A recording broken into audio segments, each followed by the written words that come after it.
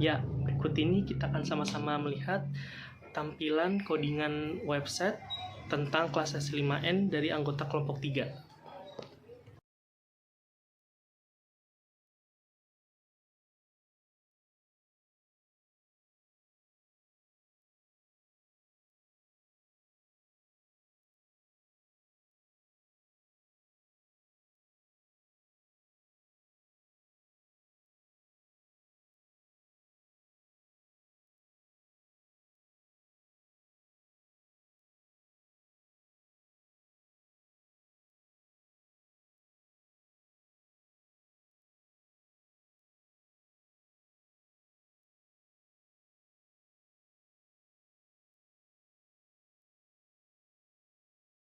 Ya, berikut ini kita akan sama-sama melihat tampilan profil dari anggota kelompok 3. Yang pertama, ada deskripsi diri dari Kelvin L. Hidayatullah, yaitu saya adalah orang yang bisa mengambil keputusan dengan cepat dan tepat.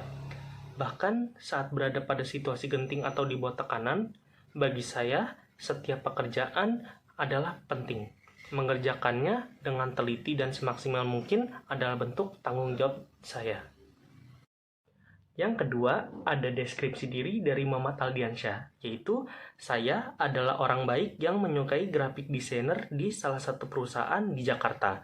Saya memiliki bakat di dalam dunia editing video, editing foto, dan editing lainnya. Saya juga memiliki hobi di dunia fotografi. Yang ketiga, ada deskripsi diri dari Pedro Joseph, yaitu saya seseorang yang kreatif dan suka mencari alternatif solusi dari berbagai macam persoalan. Saya juga bersikap terbuka terhadap semua kemungkinan solusi yang ada. Kreativitas sangat membantu saya untuk menjadi pemimpin yang baik karena saya bisa mengantisipasi berbagai persoalan.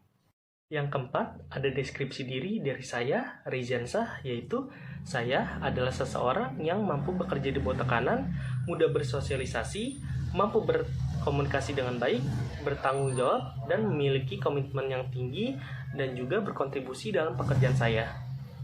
5. Ada deskripsi diri dari Randy Cahyo Dwinarta, yaitu saya adalah orang yang konsisten. Saya juga bekerja di instansi pemerintahan yang bertempat di Kota Depok. Saya mempunyai hobi bermain musik. Saya juga orang yang mudah bergaul dan memiliki rasa empati yang tinggi.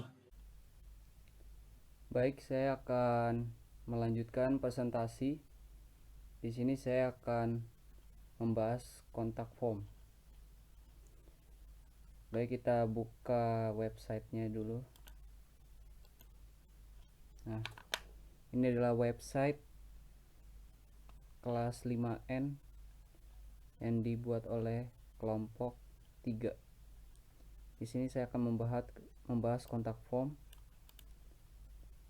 Di sini ada nama, ada email, ada nomor telepon, ada situs web, dan di sini ada pesan atau teks yang dibuat oleh kelompok 3. Ini adalah bentuk dari kontak form. Baik, kita lanjut ke codingannya. Di kelasnya menggunakan container. Container itu adalah salah satu kelas pada CSS yang digunakan untuk mengatur tata letak elemen dalam halaman web. Di sini juga ada field untuk mengelompokkan elemen terkait dalam formulir.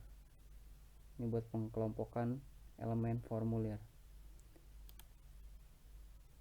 Ada atribut placeholder menentukan petunjuk singkat yang menjelaskan nilai yang diharapkan kolom masuk, yaitu placeholder. Dan sini ada kelas satu lagi yang digunakan buat copyright, dan juga di sini ada tempat penampung atau shelver sementara untuk menampung data kontak yang telah kita isi seperti ini. Dan itu saja penjelasan dari saya, akan dilanjutkan oleh teman saya yang berikutnya. Assalamualaikum warahmatullahi wabarakatuh. Saya Muhammad Aliansyah. Di sini saya akan menjelaskan beberapa kode yang dipakai di dalam pembuatan HTML yang kelompok kami bikin. Di sini ada beberapa kode, termasuk seperti div. Div di sini itu adalah elemen visual yang tidak memiliki makna spesifik secara sinematik, tetapi berfungsi sebagai wadah atau kontainer untuk mengelompokkan elemen-elemen HTML lainnya. Dan di sini juga ada ID. ID di sini berfungsi memungkinkan memberikan referensi atau memanipulasi elemen khusus terhadap elemen penargetan halaman yang bisa berpindah halaman sesuai keyword tersebut. Di sini juga ada section. Fungsinya section di sini itu digunakan untuk mengelompokkan konten atau bagian yang saling terkait secara sistematis dalam suatu halaman web. Lalu selanjutnya itu ada kelas.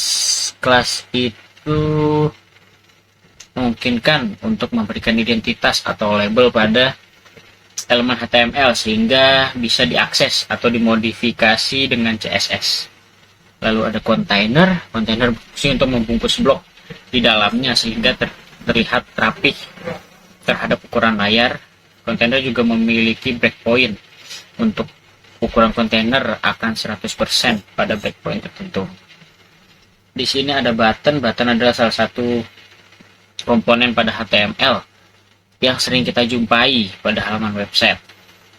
Biasanya digunakan untuk kita ingin mengirim data dari form di HTML. Lalu di sini ada card. Card ini sering digunakan untuk menampilkan informasi singkat atau elemen terkait seperti gambar, judul, teks, deskripsi, atau tautan dalam satu unit yang terpisah dan terstruktur. Lalu selanjutnya di sini ada navbar atau singkatan dari navigator bar, yang isinya adalah suatu elemen atau bagian pada sebuah situs web yang menyediakan navigasi atau pemandu. Saya Rendy Jodinarta. Di sini saya akan menjelaskan tentang kode CSS yang kami gunakan. Yang pertama ada margin. Margin digunakan untuk mengaplikasikan jarak tepi pada sebuah elemen bagian luar. Margin memiliki 4 macam penjabaran yang dapat digunakan, yaitu margin top, margin right, margin bottom, dan margin left. Kemudian ada perintah width. Width itu untuk mengatur lebar yang ingin ditentukan. Kemudian ada navbar. Navbar merupakan salah satu elemen pada CSS yang dibuat untuk mempresentasikan link navigasi.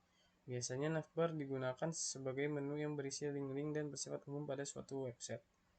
Di sini perintah navbar ada width, height, dan margin left. Margin left itu untuk mengatur jarak di bagian kiri elemen. Kemudian ada logo. Di sini untuk membuat logo ada color, font size, font family, float, padding top, dan kursor. Kemudian perintah untuk membuat menu ada width, float, height. Dan untuk UL di sini ada perintah yang kami gunakan ada float, display, padding top, justify content, elect items, margin left. Di sini juga sama dari style, margin left, dan font size. Font size sendiri itu untuk mengatur ukuran font yang ingin digunakan. Kemudian ada search box. Perintah untuk search box itu ada float, width, background, height, dan padding border, radius, margin top, margin right. Dan yang terakhir ada search box atau search text. Di sini perintah gunakan ada border, background, outline, float, color, font size, line height, letter spacing. Baik, saya akan melanjutkan presentasi. Di sini saya akan menjelaskan tampilan website.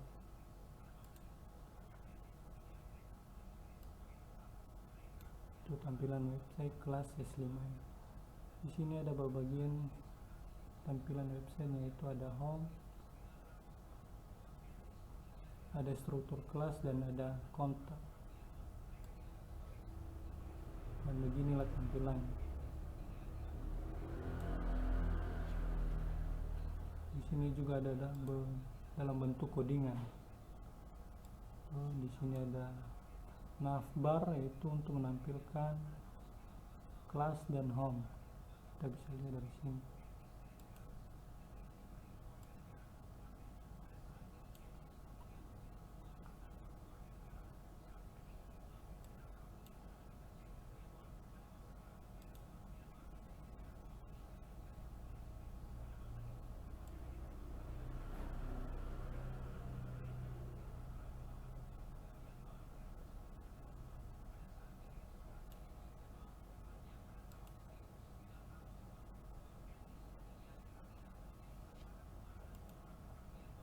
Baik, sekian dari presentasi kami dari kelompok 3.